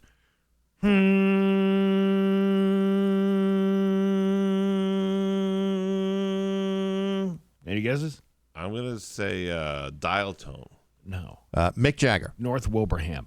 Ah. Can't believe you guys didn't get that right off the bat. A loud, persistent humming, some blame on an Eversource natural gas facility in nearby Ludlow, has neighbors around Mountain Road in Wilbraham buzzing. In response to the complaints, state environmental and public health authorities have promised to send out a new team of investigators with fresh monitoring equipment in early August. It's like a propeller noise, said Nicholas Aubrey of Mountain Road, just a few miles away from the Eversource plant at 76 Ravenwood Drive in Ludlow. Like a leaf blower! And for some reason, why is this... my Mass Live isn't signed in, and now they're asking me to do CAPTCHA. Oh, for crying Select out all loud. the images with traffic lights. You're not a robot. This conversation had such momentum, and now look at it. Now select all the ones with bicycles. Oh, my God. All right, now it's confirmed that I am not a robot. I am signing in, and boom, we can get to the rest of the story. Not quite a rumble. It's more of an ongoing drone. A whir. A whir? Yeah. Aubrey diagnoses it as the sound of a fan or pump motor with worn-out bearings, equipment that is just not working right. Like a generator, that said Aubrey's 15-year-old son, Oliver. It's like living next to a food truck. 15, and he sounds like an old guy. Well, maybe he's been hanging out with us too long. He's wise beyond his years. Oliver's bedroom at the back of the house gets the worst of the noise heard around the clock, audible through the window on a weekday, despite foliage and competing neighborhood sounds. It's a sound distinct from the rumble of traffic on Route 20 or the Mass Pike. It doesn't sound like trains on the CSX main line hugging the river. The noise was audible in the neighborhood on Monday. It was also audible near the Eversource plant, but masked there by construction on the adjacent hydroelectric station. Nicholas Aubrey moved to Mountain Road 10 years ago with his family. He said the family needs to run the air conditioner all day because they can't open the windows. They also cancel out the noise with box fans. Aubrey started his own YouTube channel, Noise in Wilbraham, Mass., to document the sound. That sounds like the Wilbraham Community Forum. Yeah, it does. What is that noise? Matthew Perkins, who lives on Sunset Rock Road, described the noise as a propeller-driving aircraft circling in the distance, but an airplane that never goes away. The noise is most prominent, he said, from March to September or October every year. He's lived there since 2017 and started noticing the noise in 2024. He said he's complained to the town and the Mass DEP, but each year they come out in the summer to monitor but are still working in October when it goes away. Like Aubrey, he's been told the noise is coming from the Eversource liquefied natural gas facility across Route 20 and across the Chicopee River in Ludlow.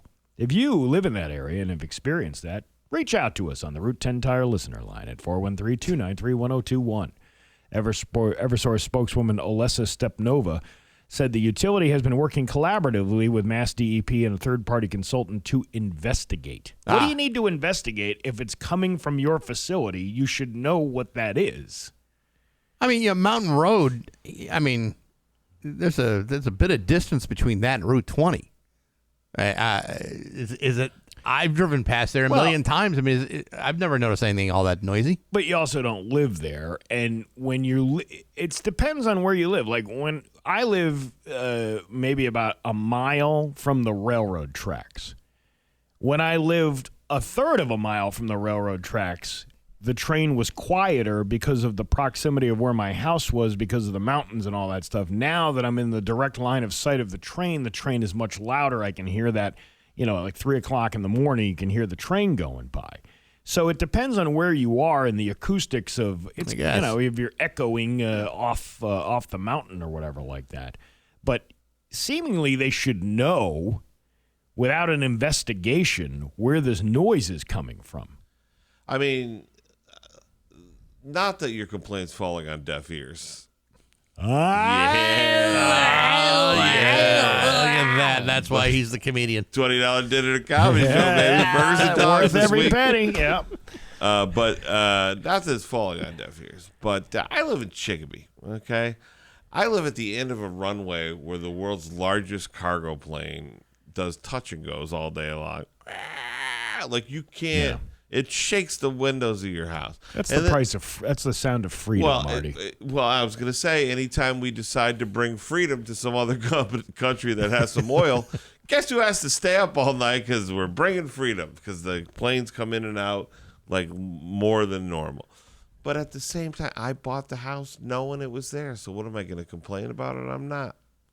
Now, if they bought the house, and this is a new thing that just started happening. That's seemingly what this is. Right. Yeah. Then you can assuredly guess that perhaps, and I'm just throwing this out there, an energy company doesn't have the best interests of the people in mind, and they have some broken part, and they're like, yeah, that'd be like $6 million to fix. So let's just keep running it. Just duct tape it up and run it until let's pretend we don't hear it. Right. And there's also the river right there, and the river does weird things. Water does weird things to noise. Water can make noise bounce different ways and stuff. Yeah. So I do agree that maybe, the way depending on the proximity of where you are and what elevation you're at, you get it probably louder than the people that might be next to it. Yeah, there's like stuff like we were down on my buddy's boat the other day down the Connecticut River down south in Connecticut, and there are noises and things that you get from Long Island sometimes at night that you're like, how is that even getting here? But it's coming across water, so it does echo in the valley. Sure. Yeah. Right. So There's noises afoot in Wilbraham, and it's not just the people yelling on the forum. Well, I mean, these are the same people that also complain that Festa's too loud in Ludlow. So, I mean, what does that tell you? That's true. But that's a select few people. This is becoming a nuisance to the neighborhood. But there's also a chance that what you have in Wilbraham is a bunch of belly achers that can't handle a little bit of noise. I mean, that is also a very good chance, I'm going to say. I mean, who doesn't love to hear a little Portuguese music at night?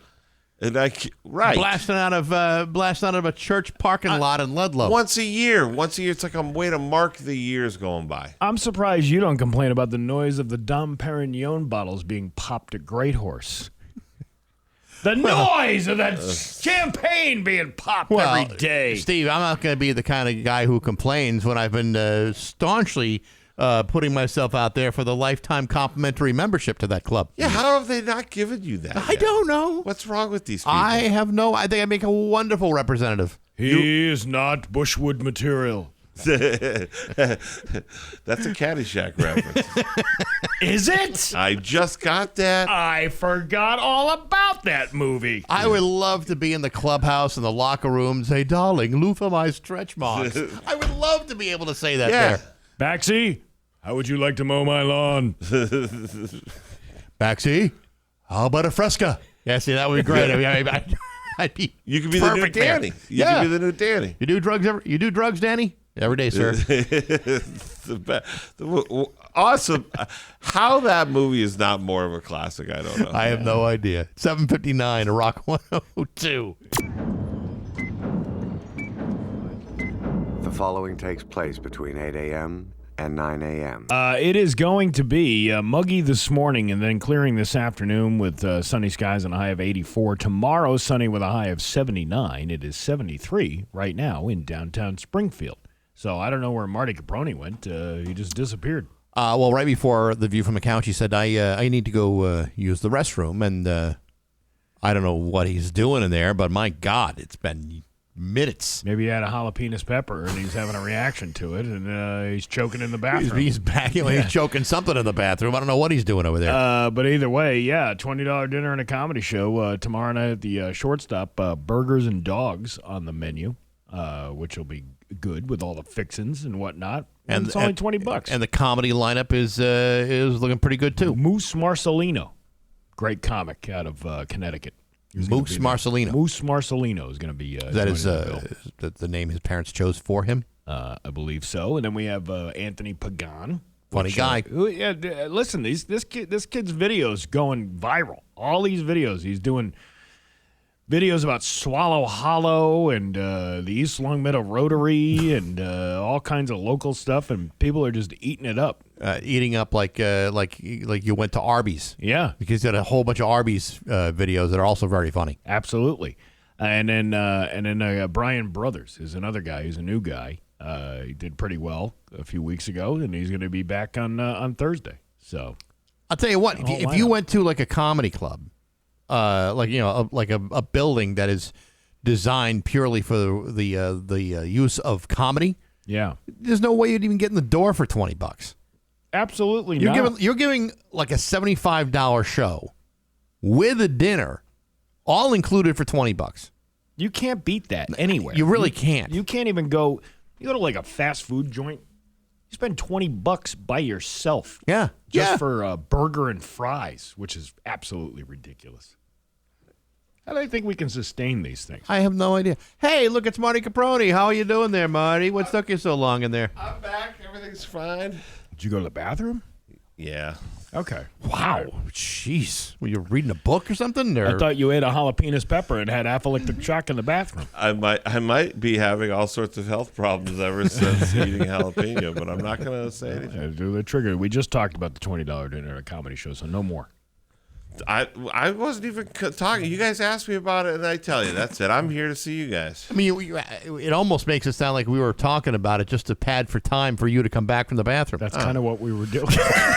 Oh, you were? Yeah. Oh, okay. I was like, I think you'd be surprised how much we rely on you to kind of fluff up this show on a Wednesday. We're horrible. We're talentless hacks. You are the show, the meat and potatoes. Did you? You're the jalapenos peppers to our nachos. Right. To our trash can nachos. We put the trash in the trash can nachos. That's right. Did you talk about the lineup? Yeah, I did, Yeah, we did. actually. You Yeah. said he's coming from New York. I didn't say that one. I just said Moose Marcelino. Yeah, we got moved. Well, listen, Beecher is coming up from New York City. He's very, very funny. Who's this Beecher? He's now a New York City comic. He originally started in Connecticut. He's super duper funny, so he's going to come up and close out, I think, and we're going to have a heck of a time. Now, his dad was a Beecher, too, right? So he would be a son of a Beecher? He would be a son of a Beecher. Yeah, see? $20 dinner at a comedy right. show. Can't go wrong with these hot takes. Now, is that Beecher the Butcher? You can't Beecher meats?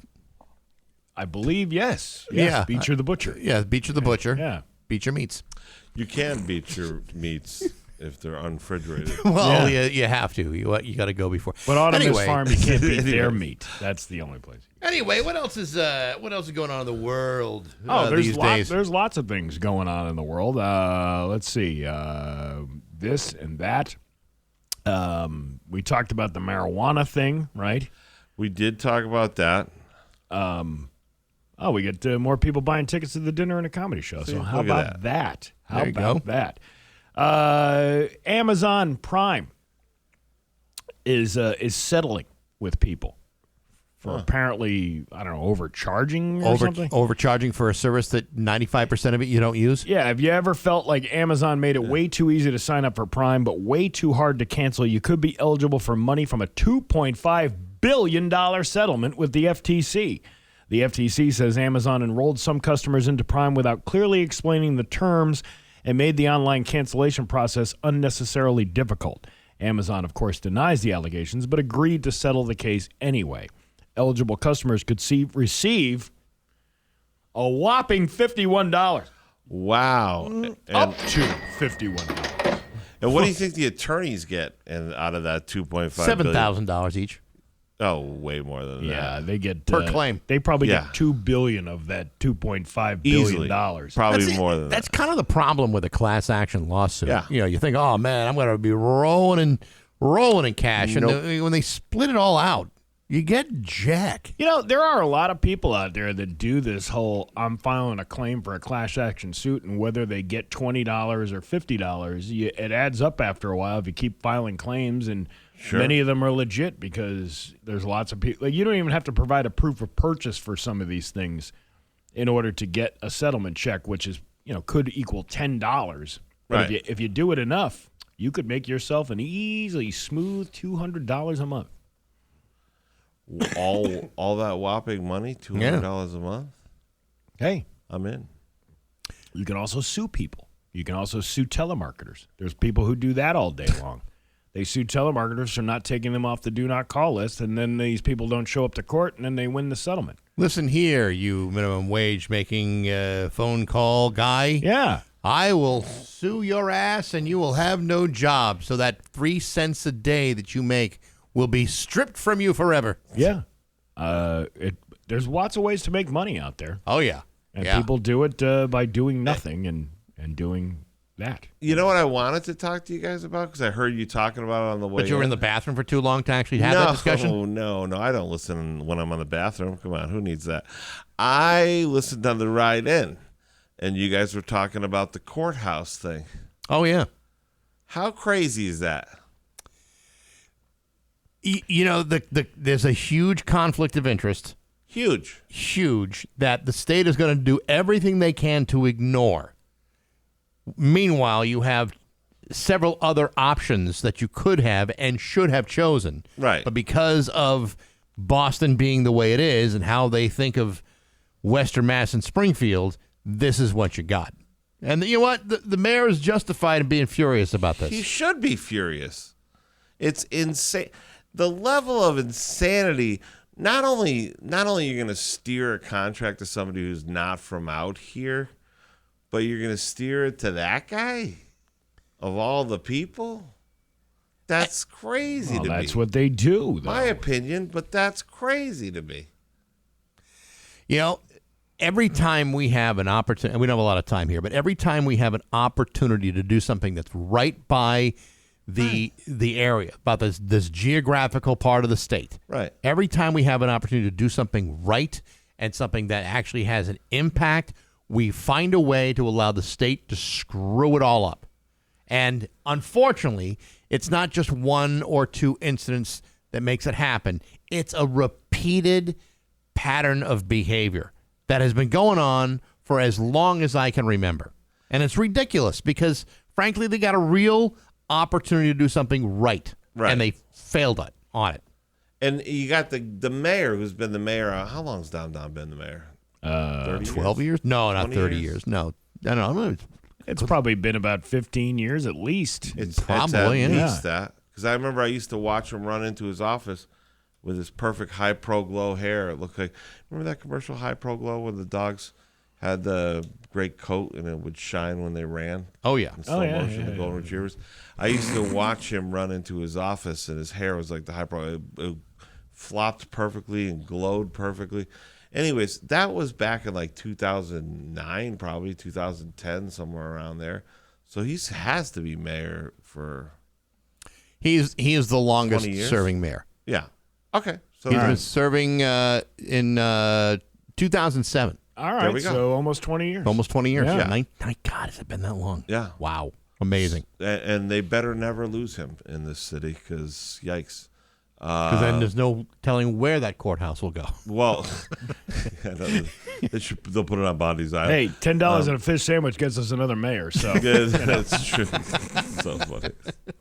Too soon. It's 8:24 on Rock 102. 33 with Bax and Nagle on Rock 102. It's time for news brought to you by Aqua Pump, an expert in all water supply systems from the well to the pump and into the house. Here's local radio icon Steve Nagle. Thanks, Bax. A Pissfield man who allegedly worked with former dean of Pissfield High School to sell drugs around Western Mass has pleaded guilty. Guilty. Steve, I believe it's pronounced Pittsfield. It's pronounced the way it smells. Theodore Warren and Levante Wiggins were both charged in December of 2024. Former Dean Wiggins allegedly operated a drug trafficking organization in and around the Pissfield area. Warren served as a runner for him, the attorney's office said. While under investigation, Wiggins allegedly directed Warren to distribute cocaine for him to a customer on 4 separate occasions between September and December of 2024. The amount of cocaine distributed totaled 450 grams. Warren admitted to 4 counts of distribution and possession with intent to distribute, as well as 1 count of conspiracy to distribute in possession with intent to distribute cocaine. He faces up to 20 years in prison and a $2 million fine if convicted. Warren and Wiggins almost sounds like the law firm that these two guys are going to have to hire to get out of this. It sounds like Clarence Carter. Yeah. Stroking. I'm stroking. Okay. I be snorting. That's what I be. I be snorting. I'm snorting to the east. And I'm snorting to the west. And I'm snorting to the woman that I love the best. I be snorting, whatever. Out of Connecticut, a Wallingford woman has been arrested and charged with stealing an estimated $22,000 from a local elementary school's PTO. Eric Vital, 39 of Wallingford, was taken into custody July 17th after officers served an arrest warrant at approximately 8:35 a.m. The warrant stemmed from an incident assigned to the Wallingford Detective Division on May 21st. Police said Highland Elementary School's PTO reported that an estimated $22,000 in funds could not be accounted for. Vitale was the treasurer of the PTO and had full access to the funds. She could not provide receipts or bank statements. The Human Torch could not get a bank loan. Vitale was transported to Wallingford Police Headquarters, where she was processed and charged with larceny in the first degree and fraudulent use of an automated teller machine. She was held on $10,000 bond and is scheduled to appear in court on August 4th. Taking money from the PTO. You know, I mean, why can't you take money from the elderly or from a church instead? Those are the easier targets. You know what, though? Hear me out on this.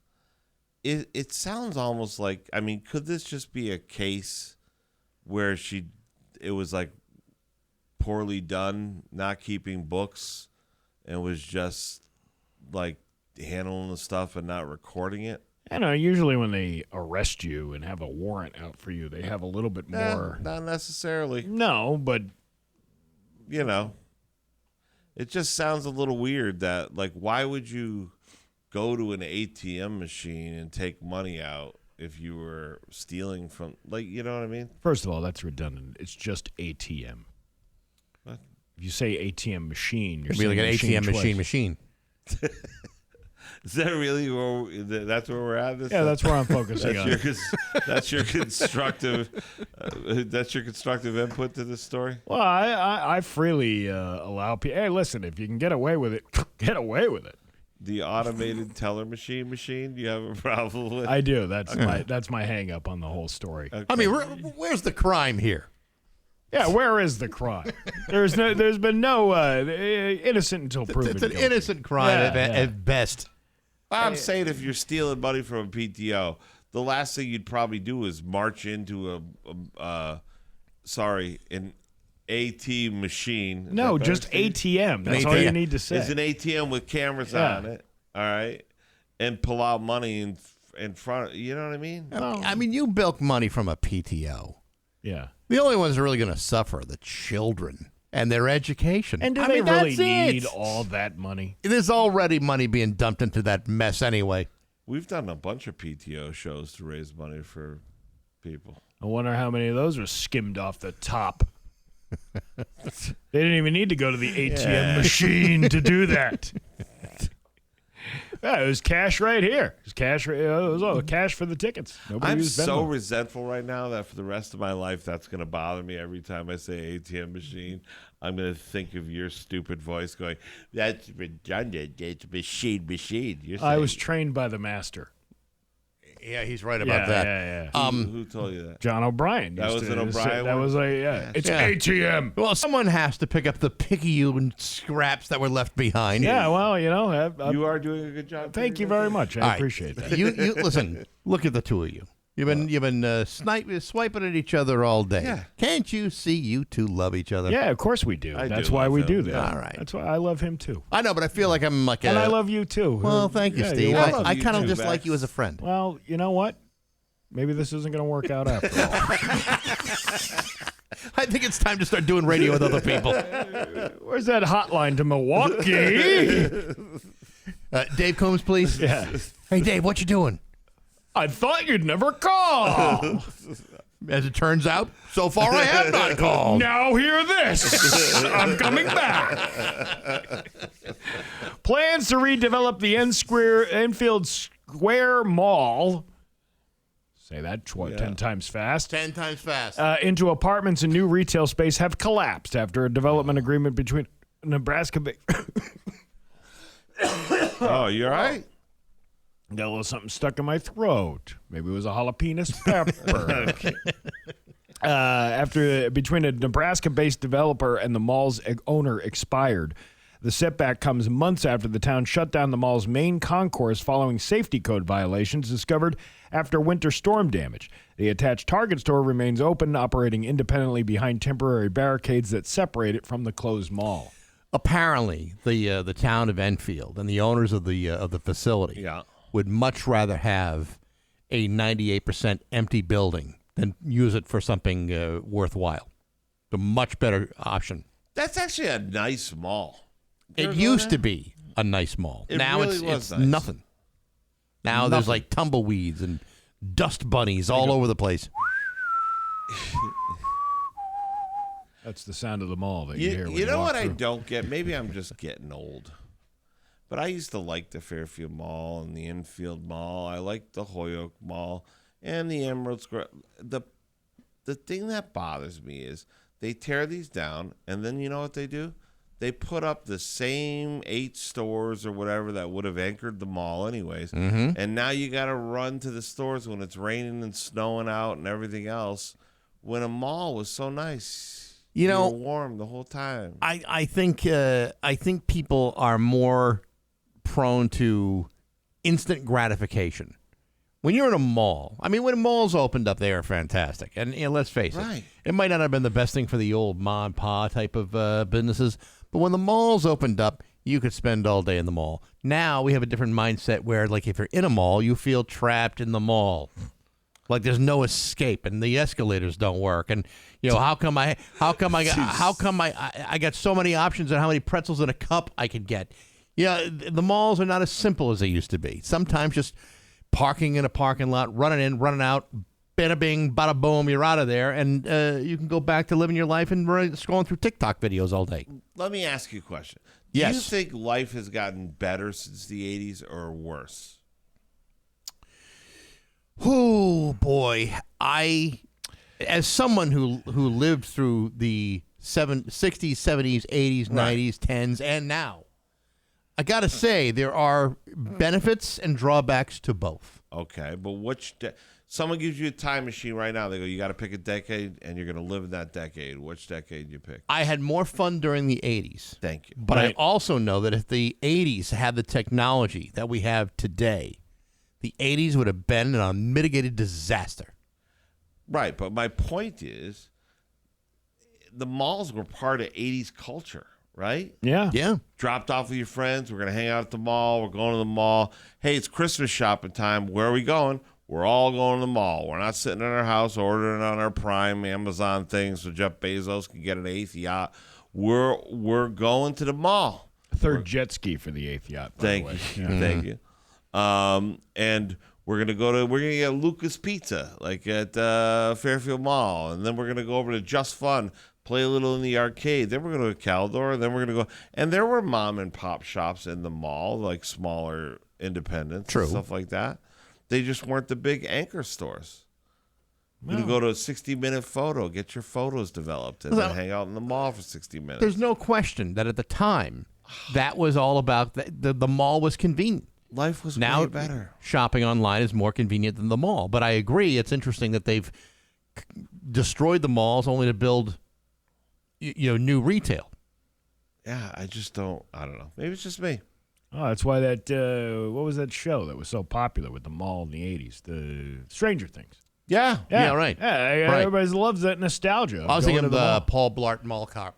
That was a good movie. That was a great movie, too. Really good. One of the finest. I'm surprised he didn't win an Oscar for that. I toured with the guy who was in Paul Blart too. I hate to brag.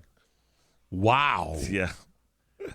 That is impressive. What a flex Yes. you yes. got. Look at this flexing. And then it next is thing the you best. tell me there's a $20 dinner and a comedy show tomorrow night at the Shortstop. I can see if he wants to come up for it. Patrol officers were called to 60 Essex Street in Rochelle Park, New York at approximately 8:30 p.m. on Wednesday, July 15th after receiving reports of a shirtless man rubbing his genitals on an occupied vehicle in the parking lot. Was that wrong? I got to plead ignorance here. Had I had known. I mean, I've worked in a lot of different places, and rubbing my testicles on things was always encouraged. Callers also reported that the man was acting erratically and aggressively trying to enter their vehicle. Sergeant Brian Cobb and Officer Chris Kizka found the man, who was shirtless and wearing a motorcycle helmet. The man immediately tried to flee on an electric bicycle. During the pursuit, Sergeant Cobb was briefly dragged by the e-bike before he and Officer Kizka subdued the suspect and took him into custody. Investigators later determined the suspect had stolen food from multiple businesses, walked behind store counters, and jumped onto the trunk of the original caller's vehicle. During the arrest, the suspect also attempted to bite officers and EMTs. The suspect, identified as Tyler Lee of Garfield, 27 years old, he was charged with burglary, attempted vehicle burglary, shoplifting, aggravated assault, yada, yada, yada. Lee was lodged in the Bergen County Jail pending a court appearance. Detectives and officers assisted in the investigation. So, Can we go back for a second? When they said he was trying to enter their vehicle, but he was rubbing his genitals on the vehicle, yeah. did they mean he was trying to enter their vehicle or trying to enter their vehicle? Penetrate the vehicle? And what kind of vehicle, in his defense, by the way? Ford Probe. All right. Well done. You sure you don't want to do a spot of the $20 dinner at a comedy show with that kind of? No, I think I'm going to be all set for that. I believe he was performing the Cherokee Choker. No, if you're familiar from New York State.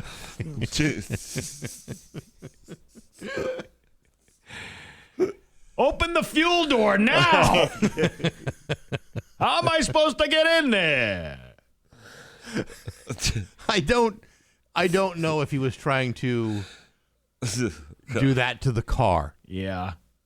What's his? Because it have to be a very nice car. That's what I was gonna say. I got standards, and I don't need the I don't need the scrutiny of my life. This is my thing. I was gonna say, like, in his defense, are we talking about like a nice Ferrari with some clean lines, a Hellcat or something? Somebody left Jiffy Lube on the fine Corinthian leather. That is a brilliant reference that not everyone's gonna get. Yeah. Unless you're under the age of 45, you probably don't know what that means. Ricardo Montalban, Right. Look it up. Fine Corinthian leather. Yeah, you know that wasn't a real leather, too? No, that it was a wasn't. marketing Of course thing? it wasn't. Of course it was not. No, you found out that the guy had like some sort of like sexual gratification with a Pontiac or an Oldsmobile. Would Right. you judge him? No. I mean, you had a car, you had a Mercedes parked right next to this Oldsmobile 98. You chose the 98. What's wrong with you? We went to the Mercedes dealership yesterday for that commercial that we were filming. Oh, yeah. It's not for Mercedes, but we shot a scene there. And you Mercedes owners live a high life, man. What a place. The coffee machine was better than any coffee machine I've ever had. They had alkaline water. They had Swiss chocolates with the logo on them. I remember Mike Belize telling me about the Lexus dealership that they built where they got, because Bill Belichick bought his Lexus from Belize in West Springfield. No, he did not. Yes, Yeah, he he did. did. He absolutely did. Really? Yeah, they drove it out to him. Mike was a friend of Bill Belichick's. Yeah. Was he? Yes, big friend of his. How do you can't even negotiate with that guy? I bet she comes in, he's like, look, this is the way it's going to be. Where's I'm that going to give you front? $28,000 for this thing. I know it's worth $40. But Let's make it do. He was telling me, because I said the bougie dealership, because I've been in the dealership before. And he said that cappuccino, they have a cappuccino machine. So does Mercedes, but Yeah. it's not just cappuccino. It's hot chocolate, French vanilla, espresso. $10,000 for the cappuccino machine. 100% this Yeah. thing's worth at least that. Yeah. This thing lights up where you put your cup. Really? Oh, it was unbelievable. The other half. There's a K-Cup machine at the Toyota place right across the street. They borrowed it from us, and we got sick of our machine. Well, we had the old one to give away. Your Pioneer Valley forecast today is going to be muggy this morning, then clear by this afternoon, high of 84. It's 73 in downtown Springfield. I'm Steve Nagle, and that's on News on Rock 102. Ian Leather. Is that one of those, what do they call those things where people don't remember? Oh, What is that called? The the Mandela, Mandela effect. effect. Yeah. Yeah. Is that one of those things, or is that just me just not remembering? It was definitely a rich Corinthian leather. I think you're right. All right. But you are right about that being a total scam. Yeah, it was a There's marketing scam. Yeah, there's no such thing as rich Corinthian leather. And I love how Steve was like, of course not. It's not a real thing. But I was like, really? Because like for a good 10 years there, I thought it was a real thing. Till Google came around. Then I was like, is that really a kind of leather? Well, but they sold it as a bona fide selling point, like saying, oh, yeah. this car's got fantastic triangle-shaped windows. It cools down the entire car. Didn't they all have triangular windows back in those days? I remember my dad buying a car, Yeah. and it was like a Volkswagen Rabbit. Yeah. Back in the in the 70s when it first came out, and the salesman was like selling the whole thing about the triangular windows, and it's like, I won't buy a car without triangular windows. I got one from my wife. She loves the triangular windows. In fact, you can't even drive on a highway these days without that kind of airflow. Makes the whole car cool down as opposed to paying the big bucks for a car with air conditioning. Did he do this with a toothpick in his mouth? It was a pencil behind his ear, and I think there was an unlit cigarette in his hand, like he was trying to get us out the door so we could like this thing. Years ago, and I won't say what dealership this was, but What does it rhyme with? I can't even say. But it was a guy. I went to go, peruse the vehicles that they had in the inventory, and this guy comes out with he's probably in his late 50s, early 60s. He's got a mustache. He's got the hair, the silver and pepper, salt and pepper hair slicked back. Yeah, and he's got a toothpick in his mouth. Sure, and he's doing this whole, what kind of guy are you looking for kind of thing. And I was like, I don't feel comfortable buying this vehicle. It was just one of those things that like turned you off immediately. Yeah. Because it was the very stereotypical sleazy car salesman type thing that you would run into. But that was the brilliance of Chrysler getting Ricardo Montalban. He was the opposite of that guy. He was class. Seen as classy and rich. And Oh, yeah. My buddy Jim Soteropoulos in high school, his father bought one of those things, and it had. You name drop these names. Well, I'm telling His you. friend Bob Sacramento. Yeah, right. Yeah. Yeah. He sells these not a battery part, $40. The difference is negligible. But he had there's no benefit to name dropping Jim, you know what I mean? But, Okay. But Jim's dad bought, and it had, like the buttons would go down into the leather. Do you know what I'm talking about? Remember like sofas in the 80s? Yeah. They would have like the buttons that would go down in the thing or whatever. So like that made it look really classy. But the thing with the cars that had those buttons on the thing is you could never clean them after. So they got very dirty. His car was spotless. I never knew how his dad cleaned it. But if you remember what I'm talking, do you remember what I'm talking about? Or am I just It's like crazy? like rivets almost in the leather. They're right? like buttons. Like when you got a fancy couch back for that time period in the 80s, there wasn't just the seat where you sat, but there was like little buttons every 6 inches that made it look like this royalty-looking couch or whatever. Right. But in a car, all the dirt and whatever, crumbs, whatever, would always get down. You could never get it clean. Oh my God, look at the time. It is 8:56 with Bax and Nagle and Marty Caproni, $20 dinner and comedy show on Rock 102.